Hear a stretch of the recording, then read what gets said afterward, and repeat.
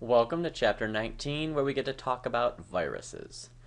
So we've kind of discussed most of the gene expression idea, we've talked a lot about the genome, but now we're going to talk about some of the interesting applications of nucleic acids and genes and how they can kind of mess with things. So we're going below a cellular level. So viruses themselves are going to ultimately consist, and we'll quick show pictures here, but they're going to have a protein outer shell, if you will, called a capsid, and they're going to have some type of nucleic acid inside. Now, sometimes it's double-stranded DNA, which is the normal type. In some cases, it can be single-stranded. It can be RNA single or double-stranded. So they can get pretty creative about what nucleic acid's inside of them. But it's always going to be this like protein shell with nucleic acid cream filling. Now, they can get a little bit more creative with that. And so in some cases, you'll see there might be like a membrane around that, but they're acellular. They're going to be simpler, smaller than a cell. And so that's why it took quite a long time for us to discover them. So in the 1600s, we started to look at things and see cells. We didn't quite grasp what they were, but there's been quite a while where we were aware of these really small structures. But it wasn't until the late 1800s that people started to look at some diseases, specifically tobacco mosaic disease. Tobacco was a big crop back then. And so this disease would cause discoloration, and it would reduce your crop size.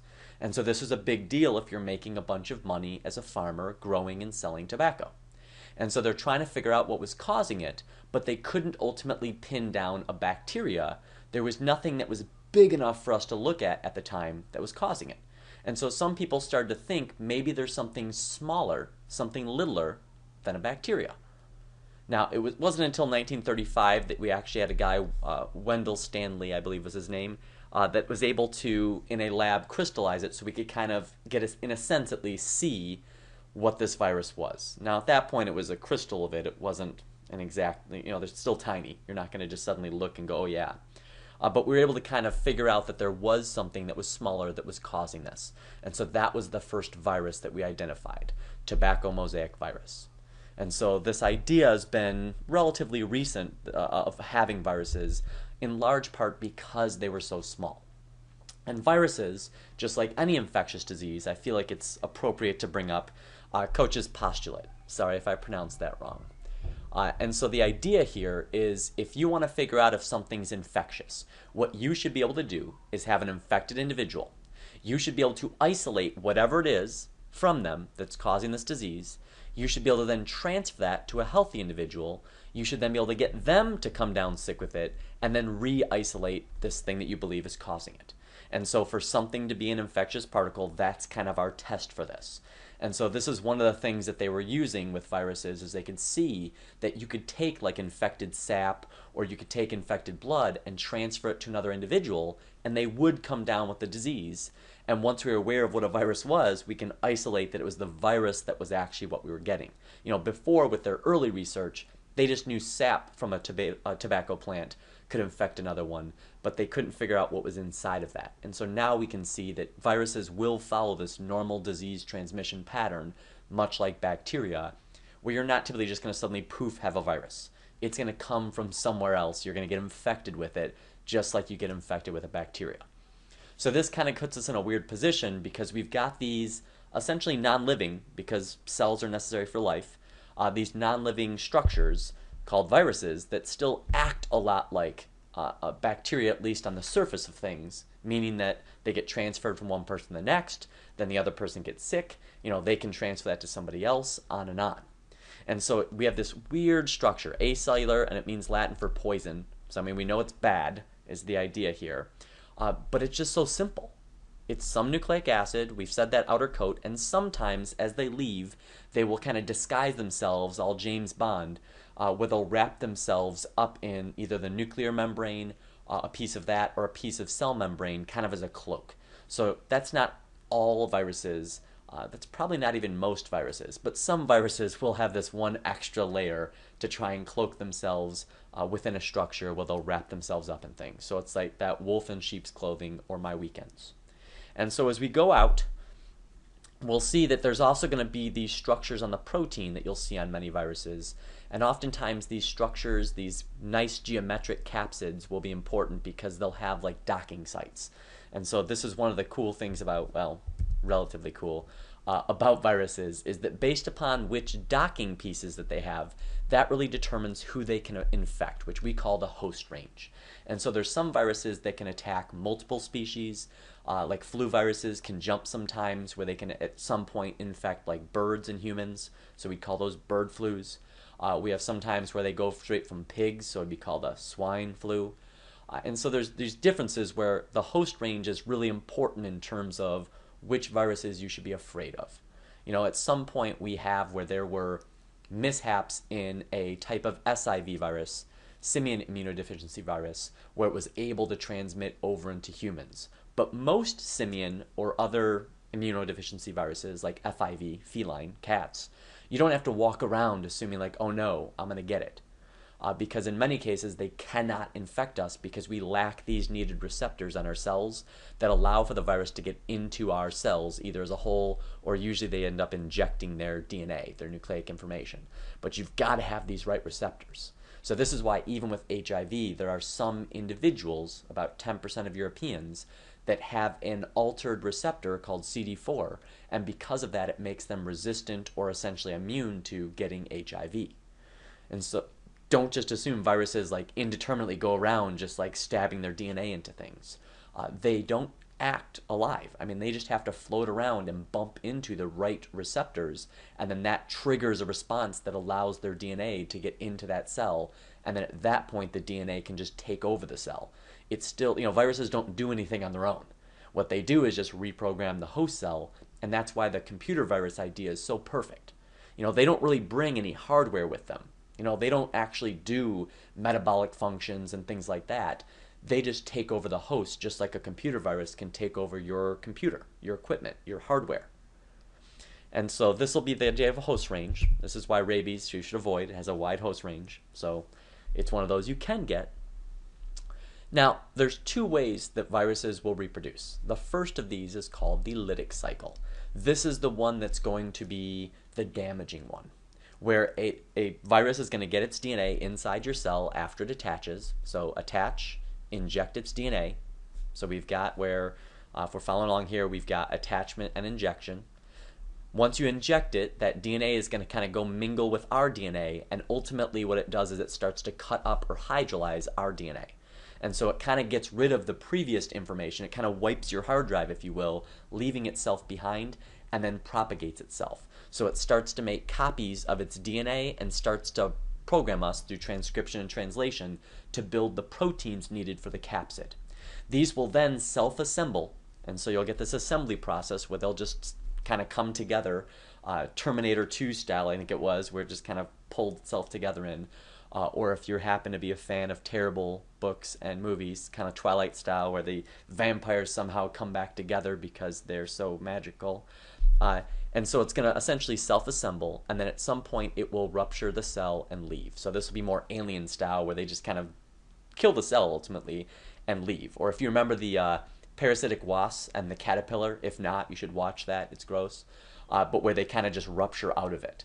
And so now you've got a bunch of viruses. This is showing 3, but it could be many more than that are now going to go out and continue this process. So the lytic process is what we would normally call a virulent virus. This would be like the flu. And so with these ones, they're going to kind of attack your body. And in the meantime, while they're doing this, you can be letting off those viruses either in blood, in some cases in feces, in some cases you're going to be coughing it out and it'll be in droplets that you're moving out. If it's sexually transmitted, it could be in semen or vaginal fluid. And so this is going to be able to be transmitted while it's through your body. Now, the kind of good thing about lytic cycle, if it's a virulent virus that only does this, I know it seems like I don't want this, but it's kind of a good thing if it's one of these, because so long as it doesn't kill you, if you get like Ebola, hemorrhagic fever, that can kill you. It's virulent. If you can make it through, and if your immune system can activate and wipe out all of these guys, they're gone. You've won. If you don't activate your immune system in time, and it's a serious virus that it does enough damage to pose a threat, then you're dead. So with these ones, it's normally, wait a bit, and you've either won or you've lost. And in most cases, you've won. You just feel bad for a bit with the cold, or you feel sick for a while with the flu. It's not like this is normally going to be a life or death thing for most basic viruses. But that's how this part pans out. But there is another way that's kind of a more sneaky way that viruses can do things, and that's called the lysogenic cycle. So this is what some things like herpes will do, and that's why there's certain viruses that you don't get rid of. We don't talk about the fact that, yeah, I got herpes, but I got over it. You know, if someone says that, then they're kind of an idiot. Because generally speaking, usually, there are some instances that are a bit different based on the types, but generally speaking, when you get herpes, you have a system where it kind of erupts, if you will, and you get symptoms, and then your body kind of beats it into submission, but it's not gone. It's hiding. And that's because there's this idea here of the lysogenic cycle where it does the same first steps. It attaches, it injects its DNA, but it just incorporates its DNA into our DNA. So it kind of just takes up residence with our DNA and waits. And so in this case, the cell's not damaged. It's instead inserted itself in what's called a prophage or a provirus. Phage essentially means virus. So either of those terms, where it's now part of our DNA. And so these temperate viruses, these guys that can do this, can then just chill out. And ultimately, when our cells divide, they copy the viral DNA as well. So the virus can still reproduce because it gets reproduced every time our cells reproduce. And so some of these viruses can stay this way nearly indefinitely. And so this is why sometimes we find viral DNA in our genomes from guys that kind of embedded themselves and never left or did anything. But these lysogenic guys also have the option of going back and doing the lytic cycle. And so some of these guys that are hiding can come out and start reproducing lytically, and that's why you can get like outbreaks of things like herpes. So there are several viruses like this that you just don't really get rid of, but they still can have periods where you get more severe symptoms. Even in HIV, I believe it can work this way. You can check me. But oftentimes the people will have kind of like down periods where it's much more active, and then it seems to kind of go in waiting for a bit, and then it can get active. So even when HIV was left untreated, you would get where the person would gradually get worse in like fits and bouts, but then they could still kind of, in some cases, fight it off temporarily, but it wasn't gone. You know, they still got lower and lower each time and closer to having essentially no immune system, which was a problem, but it was bit by bit. And it's based upon this like mini outbreak model, and it's based on the fact that lysogenic stuff, we're not going to get rid of it. It's just hiding. There's not a drug that can go through and like determine what's going on and take care of that we have right now.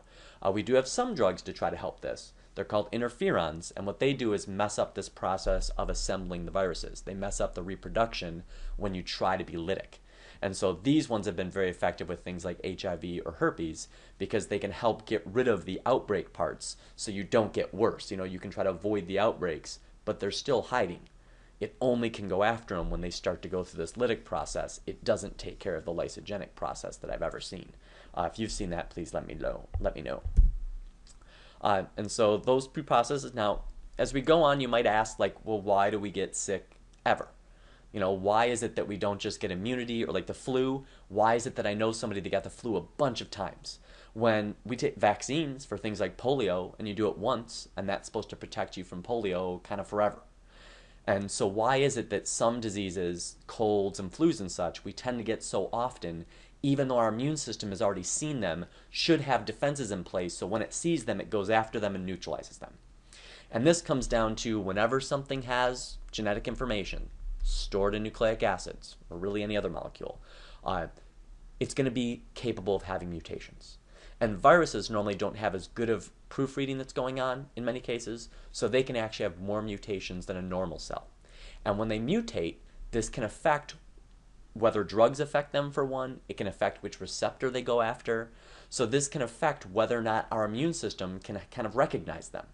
So if I go in and I rob a store and they put up my poster with my face going, you know, this guy is a robber or this guy bounces checks or whatever, if I get somebody else that doesn't look like me to go in, they can do the crime again because they don't look like me anymore. And so you have to figure out again this guy's trouble, and you got to put up another poster because you need two posters to be able to sort us out because we're different enough that what worked to identify me doesn't work to identify him.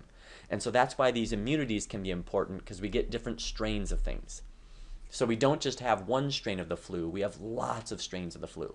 So when you get a flu shot, you're getting various strains that they think are likely to come around that year injected so that you have a bunch of posters on the wall. So if any of those guys come through, you're set. Now, you could have a brand new strain, which no one has the poster for, and you're going to get the flu still. But this at least limits your chance where if any of these guys that are repeat offenders, if you will, come in, they will ultimately be recognized. You should not get sick then with the flu. Whereas if I don't get the flu shot, which I didn't, that means if one of those guys comes in that's a repeat offender, but I've never seen that repeat offender, maybe my mother did, my brother did, somebody else did, it's been around, but I was never exposed to it, that guy can ultimately try and take over and beat up my immune system enough for a while that I get the flu. Now, the idea of this is we can have periodically these epidemics, which are local outbreaks, and we can have pandemics, which are global outbreaks of things like the flu. There's not just like a one-size-fits-all, a silver bullet. And this is why we worry year to year when we start to see flus, especially if they seem to be fatal. Because there have been certain flus, like the Spanish flu, that killed millions of people. They spread just like the flu does, prolifically, but they tended to be more fatal. And so sometimes we see these ones kind of spring up, but they stay in one area. And so that's just an epidemic. So it's a bad flu in one area or a bad disease. But we worry nowadays because there's so much transportation and there's such dense population in so many places. It's perfect to spread things like viruses. So we worry about these global outbreaks. And that's why people freaked out with things like swine flu, where it appeared to be very lethal initially. And so they're worried if this spreads, if this can actually get out and break its way out, that we could have ultimately a pandemic, where it's not just in that one area that, people in, pick a country you don't like, I guess. We use Madagascar here just because if you play the game Pandemic, that was the one that was always tough to get to. But if Madagascar has this, an epidemic would be that it's confined to them. We see this with like Ebola. Ebola tends to spread rapidly through a village, but then it kills so quickly it kind of peters out. It's not like a worldwide pandemic, just that one spot. Whereas with something like the flu, we have much more fear that someone's going to be riding a bus and then get on a plane, and then now we've got people infected in the original place plus the new place because they go get on another bus when they get to the new area, and then those people go and travel all over, and so it'd be very difficult to contain it if something that's very contagious gets loose. And if you like games, go ahead, and it's just an online flash game that's free, Pandemic, where you get to kind of do some evolutionary changes to try to make a really good virus at going through and wiping out the population. So I don't recommend doing this for realsies, but ultimately this is a fun one just to get the idea of evolution down, and it really does a good job of making you think about what are the best in terms of infecting and causing damage traits to have as a pathogen, as a virus or a bacteria. And so if you want to, it's kind of a cool biological thing, even though it would not be ethical to do this in real life. And as we kind of get close to the wrap up here, some viruses are going to have RNA instead of DNA. This will be most plant viruses actually use RNA, like tobacco mosaic virus. And we've also got plenty of regular old things. We'll use HIV as one of our examples, but there's plenty more. And so these guys will have RNA instead of DNA inside of them. The big deal about this is the first thing they have to do when they get into a cell, really, or at least one of the first things, is they're going to have to convert their RNA to DNA. Because our cells kind of understand that they start from DNA. They need that to go through and build things properly. And so what they can do is they can code for, because RNA can allow us to do translation. So this RNA, as it kind of travels through the cytoplasm, can ultimately make things like reverse transcriptase, which can then convert the RNA code to DNA. The DNA can then go, as it gets to the nucleus, and kind of take over things like we'd expect normally. So from here on out, things can go normal for a virus that has DNA. But it has this added step of reverse transcription, of going from RNA to DNA. And this is not proofread at all. So this leads to viruses that have high mutation rates. That's one of the reasons this idea of an HIV vaccine has taken so long, and certain people are still reserved about it because they don't want you to think, oh, I got a vaccine, I can do whatever I want now. When in reality, that vaccine is only going to protect you from some of the strains, 1, 2, whatever strains of HIV. Meanwhile, there's still lots of other strains that you could get. So it could be that you could sleep with one infected person, not knowing it hopefully, and be okay, but then the next infected person could infect you with HIV. This is why, too, if you have HIV, they still warn you not to go around just being like, hey, you have HIV too? Okay, we can have unprotected sex. Because if you have two different strains, you can now have where like two different versions of HIV are both trying to kill you instead of one version. And so I know it's weird because we tend to think of it as one thing, but the HIV virus is really more of a conglomerate, a group of different viruses that are all fairly similar, but they're not identical. And so you need to be aware of that when we talk about it and when we try to treat it. But these retroviruses are just more of a pain because of that high mutation rate. And so that's Freddie Mercury, who died from HIV. He was one of the earlier ones in this process. There's been plenty of other people that were famous, as well as lots of people in general that died. And then this chart here is going to show these counts refer to CD4. I know it's cut off a bit, but these are a type of immune system cell that we have that helps prevent us from getting sick. And so you can see here that we have our initial infection, which takes out a bunch of them, and then we kind of correct. I said you can get some of these little episodes like that where you kind of correct a bit.